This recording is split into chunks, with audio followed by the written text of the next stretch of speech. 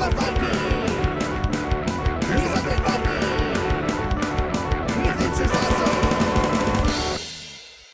everybody, this is me, Undead Viking. I want to talk to you about this game. It's called Soul: The Last Days of the Sun.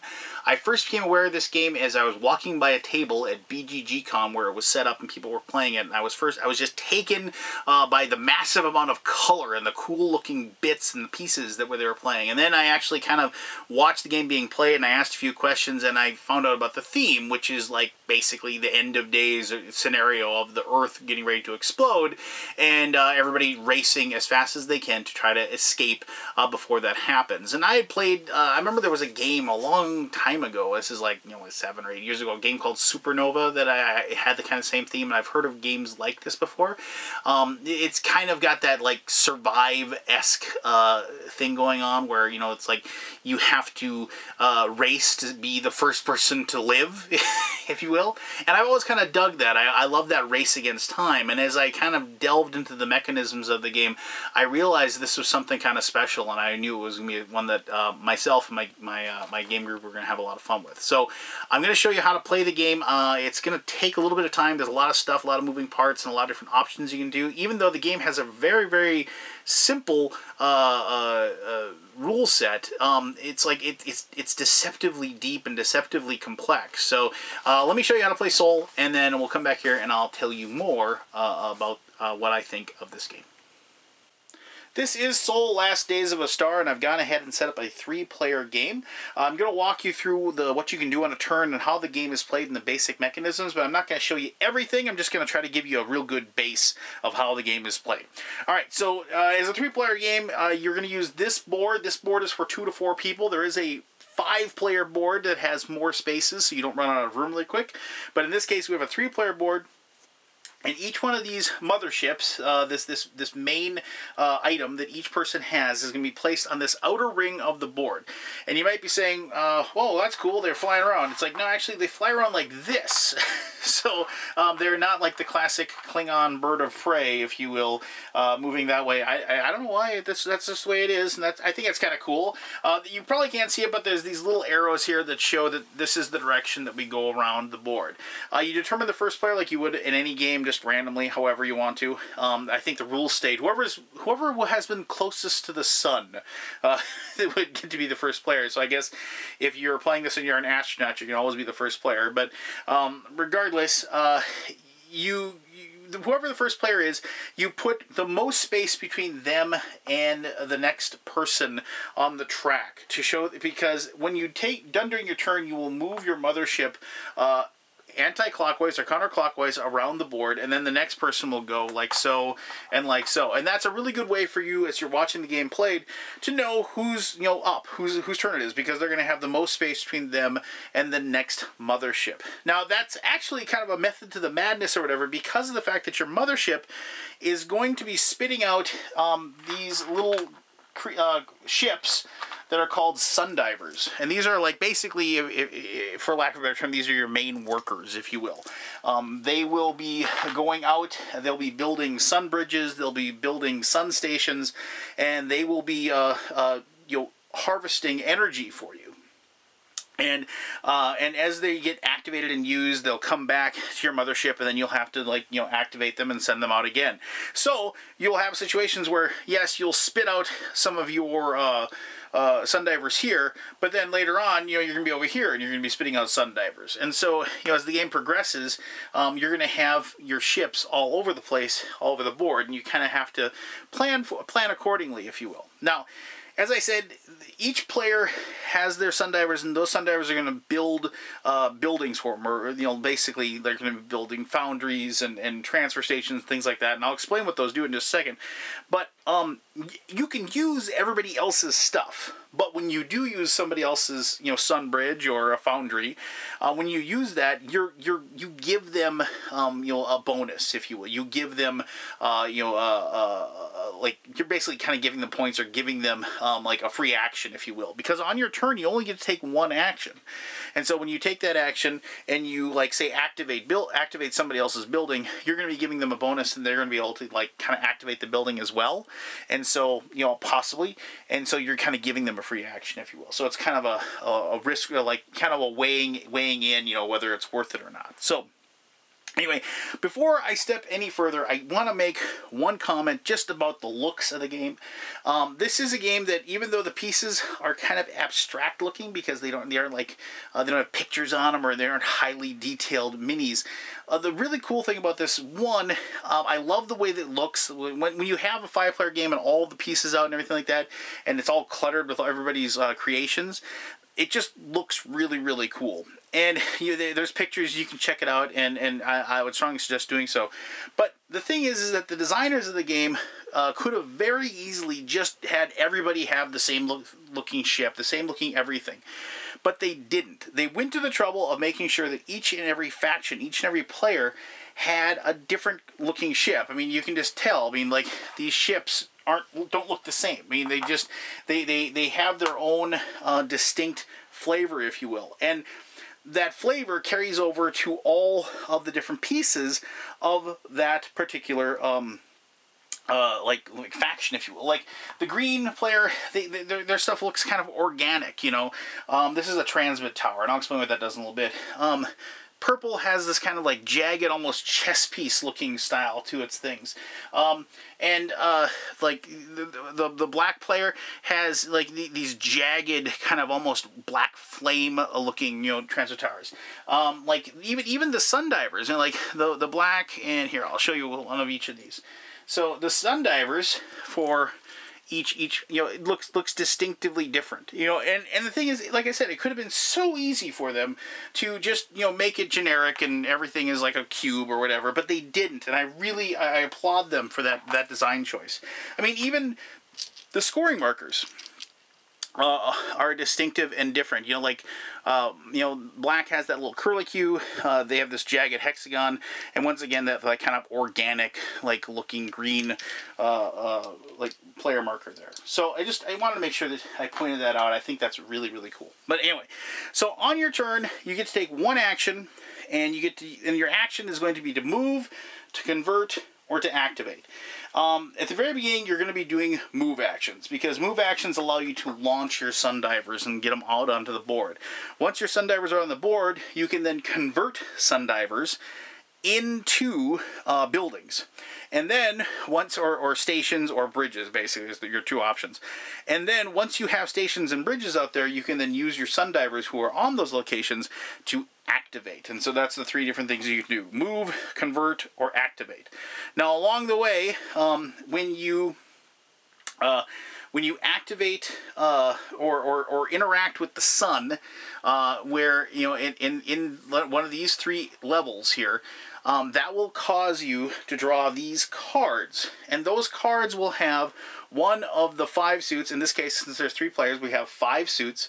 Or with 2 players, there's 4 suits. With 4 players, there's 6 suits, and with 5 players, you use all 7 suits. You will remove the cards. You will draw cards out of this deck, and then depending on if you don't get any of the red like explosions, which that's what that looks like there on the bottom.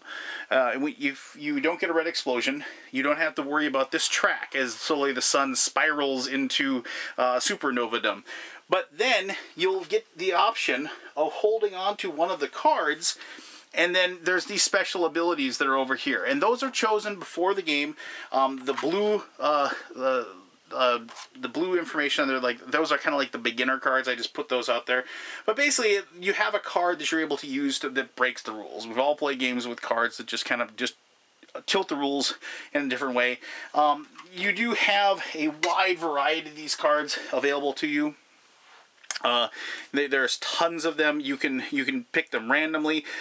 Green is still a fairly simple special ability.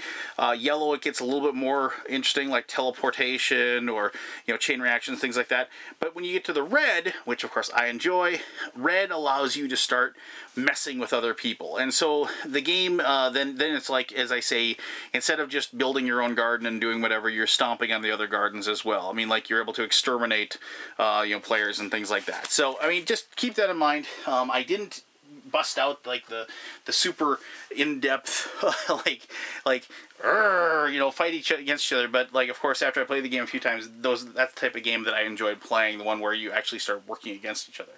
But anyway, so then on your turn, as I said, you have choose an action of moving, converting, or activating. So especially in your first turn, like here, green will go, and they're going to activate. I mean, move. I'm sorry, and you can launch. When you launch, for one movement point each, you can launch a Sundiver. You have three, so you have 3 movement points to start with. Each time you build a station, you get to add 1 to your movement, so you can increase your movement when you do take a move action. But when you activate, you can place your things down like so. You can place all 3 in one spot if you wanted to. That doesn't matter. The most you can have in any one spot is 5 of your own. You could have 5, green, 5 purple, whatever. But the most Sundivers you can have in any one spot is you can have 5 of your own color. You can then fly around with a movement point. He's going to fly from here to here. He's going to fly from here to here. He's going to fly from here to here, like so. When you fly, that just takes 1 movement point to make a flight. Notice how there's this dark black circle, 1 here, 1 here, 1 here. You cannot cross that with a Sundiver until there is a bridge that is built. And once there is a bridge, then you can just move across it like so. I'll talk more about that when I talk about how you build things a little bit, but that's how you're able to get even further. Now, the last possible move action you can do is if your Sundivers are in here towards the core of the sun, you can move and just send them into the heart of the sun, causing them to be destroyed and removed from the game completely. Normally, like certain actions, when you convert Sundivers into bases, they will go into your supply, and so you have to build them again in a foundry. So you can get them back, but when you go to this route, they are destroyed utterly and you can never get them back. But when you go ahead and you destroy those, you get to, for every one that you destroy, you get a point, basically. And so, towards the end of the game, that might be kind of a last-ditch effort, getting your Sundivers towards the core of the sun and letting them explode to get yourself some last-minute points or whatever. All right, so that's the 3 different things you can do as an action, or for move. Okay, so now converting. Converting, let's just take some purple guys here to show you the conversion. So, converting is pretty simple. Basically, you're going to be putting these in certain combinations that will then allow you to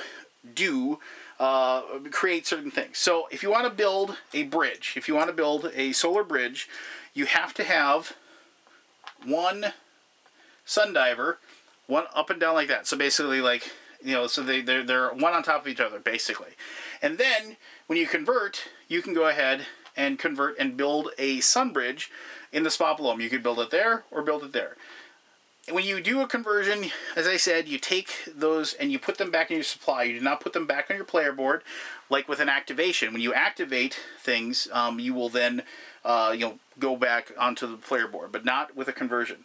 Now, when you make a sun bridge, that causes you to drain a little bit of the sun's power, if you will. And so when that happens, you are forced to draw 1 card. Because here would be 1 card, there would be 2 cards, and there would be 3 cards.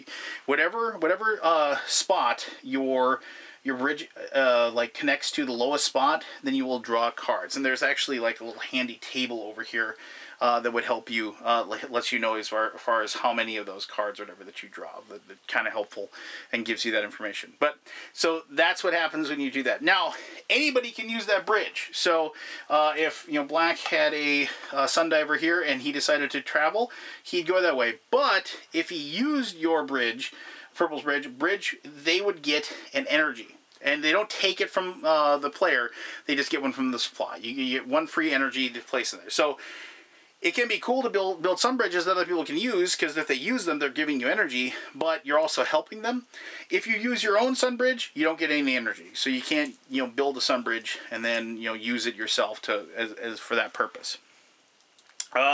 You can build what's called an energy node.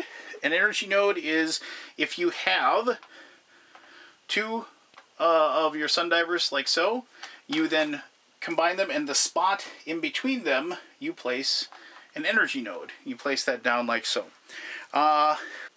I will explain what an energy node does when I go into the actual activation, which I will do after I get done with this. You can build what's called a Sundiver Foundry. Let me use a couple of these dudes to build this. So a Sundiver Foundry, you have to have two Sundivers next to each other. You convert them, you remove them, you put them back into your supply. You take a Sundiver Foundry and you place it in either of the locations, your choice. You can pick either one. So then you can just place that, and that is a Sundiver Foundry. That's where you're going to be building Sundivers. But once again, I'll talk more about that when I show you how that works as far as the in the activation. And the final thing you can build is a transmit tower. Now, transmit towers are very important because when you have a transmit tower and you activate them, then they are able to take the energy that you have and turn it into momentum. They're basically the way that you score points. And you have to, for a transmit tower, and I'll grab some green here for this, you have to have 3 that you can connect like so. So like they're in a row like that. And then when you build it, you go ahead and place it in the lowest spot like so, and then you've built a transmit tower. And so I should have stood that up, I apologize. And so there, and you can see how, like, after you play this, the game is going to look really cool. Now, it should be noted that you can only have one bridge in any location. You can only have one station in any one location. So you can't have, like, everybody build a transit tower in this location like so. There can only be one in there. And so in one station, so you can't, also you can't have a transmit tower and let's put a foundry in there and so you can't put all those things together. You have to, only one station per spot. And you can see why with 5 players, why there's more area, because you're going to run out of spots actually pretty quick. So that's that. So now activation. Now the activation's like, it's like, obviously, it's how you get most of your things done in this game. And so when you activate, like harvesting energy is very simple. What you will do is if you have a Sundiver on a location where there is a energy collector, you will then collect the energy that is for that location, and in this case the upper level of the sun. If there's a little board here, but basically you can collect 2 energy for being in the location. You don't have to build them there. You can build them here, you can build them here, you can build any location. But the farther into the sun, you will get more. Because like here, the person who activates it gets 1. Here, the person that activates it would get 1, but also the person who owns it gets 1. So if it's your own, you'd get 2. Here, the person who activates it gets 2, but the person who owns it gets 1. Here, the person that activates it gets 3, and the person who owns it gets 2. So if you own it, you get 5. And here, it's 5 and 3, so it's up to 8. So keep that in mind. Now, in this case, what happens is this person will activate it, and then they'll say, I get 2 energy, and then purple has the option, if they want it, they can take the 1 energy. And there's not much reason why they wouldn't, but if for whatever reason they said, I don't want the energy, then you would have the option, as the other player that activated, to claim it at that point, if they wanted to. So that's how that works. Now, same thing happens, like if you have a, let's use green here. For a foundry, when you're in those locations, when you activate a foundry, you then are going to be using energy that you've collected by probably using these. You're going to use energy that you've collected, and you're going to turn that into Sundivers that you're going to that you take from your reserve and put on your player board. And so, and I should mention, when you activate it, you leave. You couldn't just like sit a guy there, more energy, more energy, more energy. They leave and they go back to your player board. They aren't going to your reserve because they haven't been dismantled to create a base, but they go back to your player board to be launched by your mothership again. So when you activate a foundry, you activate the foundry, and then they return your ship to your player board, and then you pay 1 energy for each ship that you're going to be like that you're going to build, but you can't spend more than that's there. So like if you have like 20 energy, you couldn't just spend it. But depending on the location, so in this case, that would be like as I said before, it would be 3 and 2. So if you owned it, you'd get all 5, and you could transfer 5 energy to create 5 Sundivers. But if you're just there and you're using somebody else's, you get the 3. Then you'd make 3, and then the other person would get the option of using 2. Now here's the tricky part. So you have to use up all of what you're doing. So like when you activate this location, you have to have that 3 energy. You can't say, oh, I got 2 energy, so I'll just make 2. No, you have to have the 3 energy. You can't go halvesies. You can't just use it for a certain amount. You have to have the maximum energy. So in this case, when you activated that one, you'd have to have the 3 energy. Now, if you owned it, you could say, well, you don't have to have 5 for the 3 and 2, if you're following what I mean, because you could say, I'm not going to use the other 2. If you only had 4 energy, so let's just say that you were here, and you said, I'm going to activate that, but black only has 4 energy, but they're just going to use 3 energy, and they're not going to use the bonus. But if they had 5 energy and they wanted to use the bonus, they could use all 5. In other situations, so if purple used it, and they had enough energy, I'm going to create 3 Sundivers, but black only had 1 energy in their reserve, they couldn't use the bonus, because they have to use the full 2. So it's a very important thing to remember. You can't like use some of what the bonus is or some of what the activation is. You have to be able to use all of it. Now the final thing is just the transmit towers, and it's the same exact thing as like when you're building Sundivers. You have to use the energy. You have to have the energy available, and then you can then convert that energy into points over here. You can convert it into momentum. So in this, let's actually say we built it, the furthest down we possibly can. So you activate that, and because it's like that close to the core, you'd get 5 energy at that point, because you activated that you could turn into points, turn into momentum, and a bonus possibility of 3. So if green was there and they had 8 energy, they could convert all 8 of those energy points into momentum. So that's important. And I should mention before, if you have, like, if you had a situation like this, and you activated, you do get to activate those things. It isn't like you activate one ship. You're choosing to activate, and you're activating those ships. You can do that. You can only do one station type. You couldn't, like, if you had, like, another Foundry or whatever, it's like one station type only. Oh, actually, I apologize. I misspoke. So what happens is that, so if you had 2 of these, well, actually, let's even, like, here, like that. You can activate all of the transmit towers, but you couldn't, like, but once again, you'd have to have the energy to do it. Or if you had, like, multiple, like, energy collectors, you could do this, and you could activate like energy collectors, but you couldn't do an energy collector and a transmit tower. So you couldn't like collect your energy and then do the transmit. You'd have to basically wait a turn to be able to do that. You can collect the energy, then your next turn, then you could use it to create. So, all right.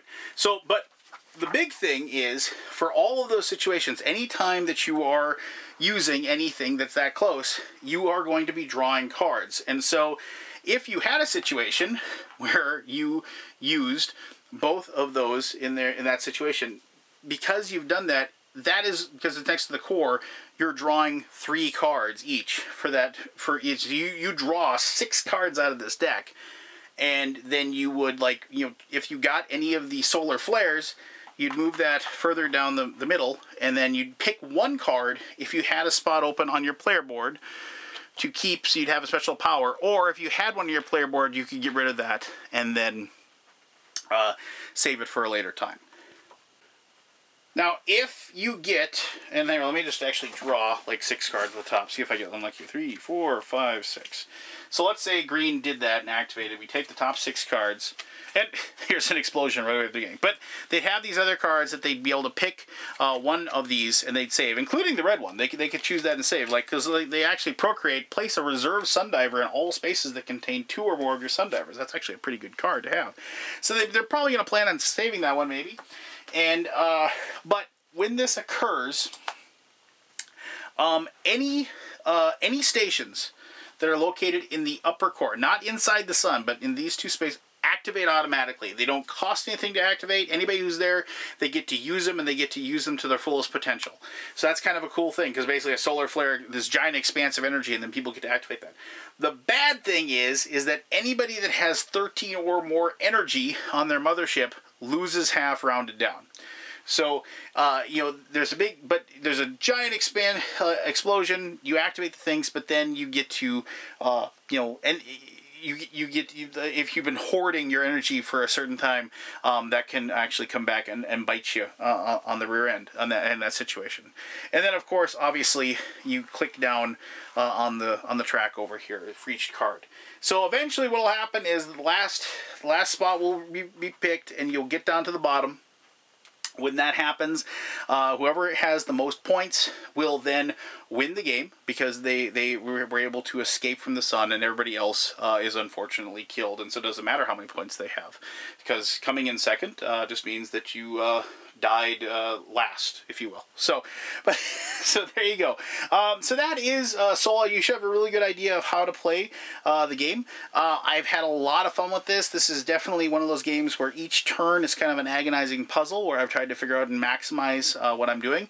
But I do like games like this, where it's just like you have one action, pick it, do it, and then wait and see how the board evolves until it is your turn, and then, you know, you go from there. So you know, everything about it, the design, the look, the simple but deep gameplay, I've had a lot of fun with it. But let me talk more about that in my conclusion, which I'll do right now.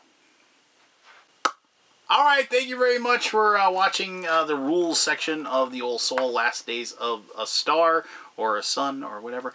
I hope I conveyed just how neat the game is, both as well how it looks, and just how the mechanisms kind of intertwine themselves. I really like the whole process of, it's like, well, I'm going to take 5 apples, but if I'm going to take 5 apples, I have to give you 2. I've always liked that kind of share and share alike mechanism in games, where you have to weigh whether or not it's worth it for you to assist somebody so you can get what you want. And I find myself in this game making that decision many times. And you know, and you have, like, this game kind of breeds a little bit of, like, working togetherness, if you will, like an understanding, but you know, that tends to deteriorate once, you know, you start getting those explosion cards. And the cool thing about that, what I really liked about the game, and some of you might not, I don't know, but like, you put all of those cards, the red explosion, solar flare, supernova cards, you put them in there, and you shuffle up the deck. There is no rule for, like, okay, take like a third of it and put a card in, take a third of it, put a card in, take a third. So you can kind of guess that, like, oh, well, it's going to be towards the end. It literally could happen anywhere. And, you know, I had many turns where people were drawing, you know, 4, 5, 6 cards, and they would get 2 or 3 of those just because of the way the deck got set up. And it was just kind of one of those things where it's like, oh my gosh, are you kidding me? Are we that close? So you have, like, this plan of, like, oh, I'm going to build this infrastructure, and I've got this plan, I got my Foundry set perfectly, and all these things. And all of a sudden, it's like, you're in the process of building, and you've scored no points yet, just because you've been doing this slow build-up. And just like when you're playing a game of, like, Civ, and Civilization or 4 or whatever, and like, you've been doing this slow build-up, but you forgot to build any defense, and then the barbarians come and destroy your town. In this one, it's like, you've been slowly building up to the point where you're going to build that transit station, so you can start turning this massive amount of energy, this little energy engine that you have. But all of a sudden, you know, it's like, oh my gosh, we're on like stage 6 or 7 and I've scored no points, you know, and you realize that, you know, now you start chucking Sundivers into the core because you want to be able to get some points and get something going. But that in itself, because even, I should have mentioned, even chucking Sundivers into the core to get those points, that causes you to draw cards as well. And so all of a sudden you start, you know, like, oh my gosh, what are we going to do? And there's a tension in the game that I really enjoy. And the fact that, like, you basically have one resource, and, well, actually, I should say two. You have energy and you have Sundivers. Those are your resources. But all of the resources kind of go hand in hand. You need Sundivers to be able to build the things that you want. And then you need those buildings to get the energy that you want. You need that energy to make Sundivers. But you also need the energy to score points. And so there's this whole balancing of each resource and, like, trying to figure out what exactly where to put your stations on the board and where to put your bridges, and, you know, can you put this, that, or can you force people to use your stuff so you can, you know, get free actions, things like that. And it's just a delightful puzzle for each and every turn. And I really, if this is, I mean, it's got a great combination. I mean, because a lot of times, like, this is basically a Euro. I mean, it's you know, it's a very strategic game. But this is one of those rare thematic Euros where I really can't come up with another theme that would really fit this and then be just as enjoyable. I mean, you could maybe say it's like a volcano or something. I mean, I can see that. But the fact that, you know, just the way that they've designed the game, the way it looks and the way it plays, this feels like racing against time, waiting for the sun to explode. And it's got everything that I want from this type of game, this whole survive type game. I mean, there is no strict timer. There's a randomness to that element. You know, just a little bit, just enough of, like, the cards that break the player powers, so you can kind of plan on those things. And, you know, and just enough player cooperation to that extra element of negotiation and discussion to really put the cherry on top of the sundae or whatever. So there you go. That is Soul: The Last Days of a Star. If you have any questions about the game, please ask away. I'll be happy to answer those to the best of my ability. Thank you very much for sitting through this video. I know it was a little bit longer than normal, but, you know, maybe I'll get back to doing those long videos again. So, but, you know, I am the Undead Viking, and I'm going to tell you to have yourself one heck of an awesome day. All right, bye-bye now.